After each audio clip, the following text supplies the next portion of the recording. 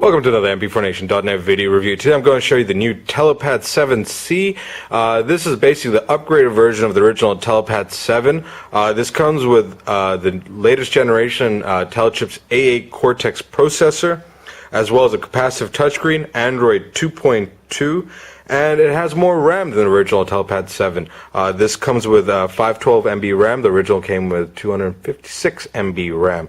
Apart from that, the actual casing is pretty much spot on the same as original Telepad 7C. With it comes with the HDMI port, which you can connect to your TV, and you can basically output the entire user interface onto your TV. So use that in conjunction with the USB host here, with a say wireless keyboard and mouse, and you've basically got your own little Android PC on your TV. Definitely a +1 for this device, because when you're not using it as a tablet, you can hook it up to your TV to get some extra use out of it, especially for video playback, which this is pretty good for. As I pointed out, it does have a USB host. It has a standard earphone slot, your micro SD slot for additional memory. It also comes packed with 4 gigs of internal memory, power charging slot, on-off button. Here you got the home and your main menu button. Here's your back button. Well, and that's pretty much it. Oh, there is a reset button on the back, which you can just press and it resets the device.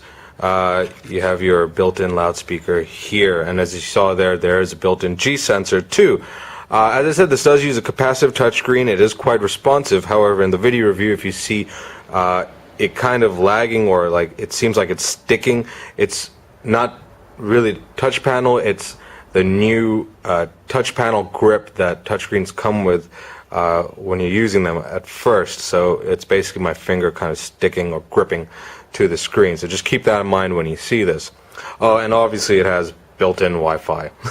If you didn't figure that out already. There's not much to say about the user interface. It's standard Android 2.2 layout. No customization done at all by the factory. So let's check out the menu. I'm not really going to go into too much detail about all these other apps, especially ebooks. There's more than enough power under the hood of this tablet to run any ebook software out there. Be it either Aldico or Kindle or whatever. If you want an idea of how those apps look, just look it up on the internet. They'll don't have to worry. They'll work on this. It does come with Marketplace pre-installed. It does come with some other apps pre-installed by the factory.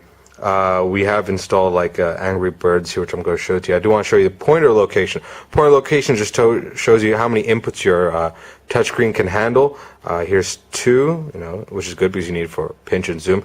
It doesn't handle 3 inputs. See, it's only doing the 2. The reason I point that out is because we do have some touch panels, capacitive touchscreen models out there that support like 5 or 10. Like the Windows N9 supports 5 finger inputs. Now you don't really have to worry that only handles 2, because almost all apps only really use two inputs. So that's a pinch and zoom, and for games that you need to use 2 fingers. But it's mostly bragging rights that if your touch panel can do them more than 2 inputs. I just felt like pointing that out to you because I need to fill some time in this video review. It's getting hard to do Android tablet reviews because it's pretty much all the same. I think most people just want to know, how well does Angry Birds work, because that's become such a standardization for how well a tablet works, as if it can run Angry Birds well or not. And you'll be all happy to know it does run Angry Birds well. Not just Angry Birds, but Angry Birds Rio, which, if you don't know, is the latest incarnation of Angry Birds. But the one thing about this game is that it is probably the most hardware intensive, or it utilizes hardware more so, especially processor hardware, more so than previous versions of Angry Birds. As you'll see, the graphics have been improved, and so is how you zoom in and stuff. Well, at least how it looks when you zoom in. Pretty much the game works flawlessly, apart from that it does crash, so it's not perfect. It crashes not while playing, but while jumping between menus. So if I pause and exit, sometimes it will crash, sometimes it won't. Well, most times it doesn't. Every now and then it does, but you don't lose any of your progress in the game. So you can zoom out, zoom in, use a pinch and zoom. Oops. Works pretty well. As far as the game's performance, very smooth, as you would expect it. So the game plays flawlessly. So we can say that the new Telechip's A8 Cortex processor does have some serious power into it that can handle even the latest games, such as Angry Birds Rio. Not really going to go into too much more detail about this because, oops, that.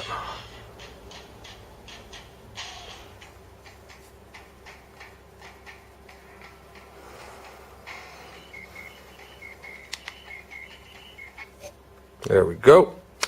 What else can we show you? Let's do the browser. Show you some.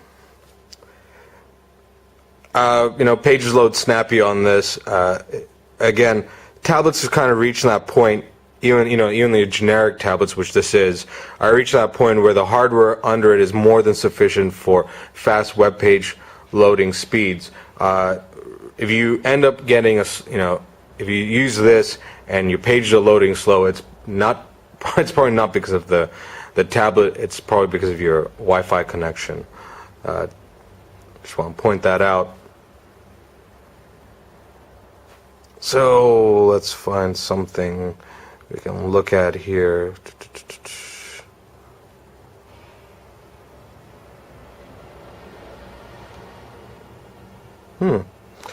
There's some really good sites that I do like to look at for testing, just because. Let's try Business Week. Just because they're quite graphic intensive, and like Bloomberg. And I said it does have G-sensor, but it's not a 360 G-sensor, so you can't use it all the way around, so you can't go like this, and it doesn't really work. Revert like this. You pinch and zoom. There you go.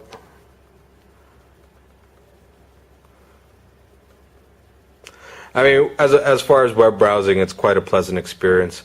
The multi-touch is very responsive. Scrolling is again responsive. The G-sensor is very responsive. The screen quality itself, it's an 800 by 480 resolution screen, which is pretty standard on these tablets now. It's nothing spectacular, but it's nothing substandard either. So it doesn't have the best viewing angles that, again, which is pretty much standard these days on tablets. So pretty much it has a standard 800 by 480 resolution screen. So there we go.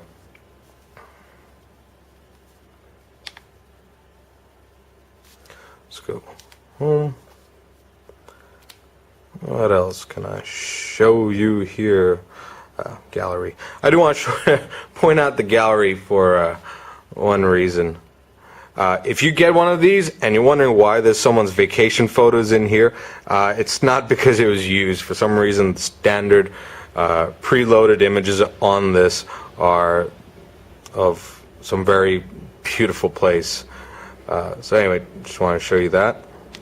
Go back. Let me show you videos now. This is just a standard Shakira video. So let's use it with movies. This can support 1080p video, or it's advertised to.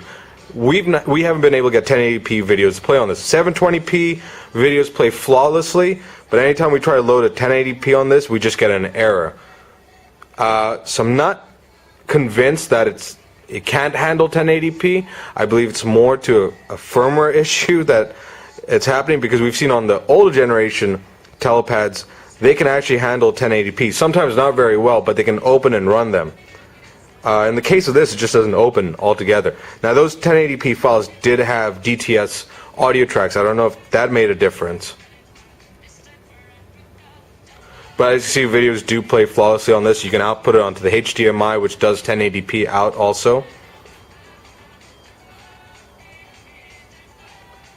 So this does make for a decent video player. But if you're really gunning for that 1080p, I can't give you a definite answer how well it works, because I just don't feel that the error we get is a result of not being able to handle 1080p, but rather something that's there in the software that's given an error.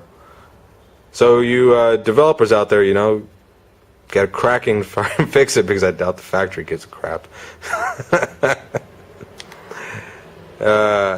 Anyways, this is the Telepad 7C. Overall, I consider it's a decent tablet. It is a generic tablet. You're going to have to live with the fact that there may never be any real official updates, although there might be some floating around. We can't really guarantee you it. But I do need to point that out to you. As is, it does work well. If you're really gunning for the 1080p, then I can't give you any sort of answer. But if your videos are under 1080p, like most people are when you're trying to view it on a mobile device, you're gonna enjoy it. It does work very well. The HDMI too, the way it's output on this is pretty sweet too. So I mean, that's another thumbs up for this. It's a good upgrade from the original Telepad 7, but keep in mind it is generic, and the firmware updates may never come, at least not official. So head on over to mp4nation.net to check this out, or head on over to our forums to discuss this. Thank you.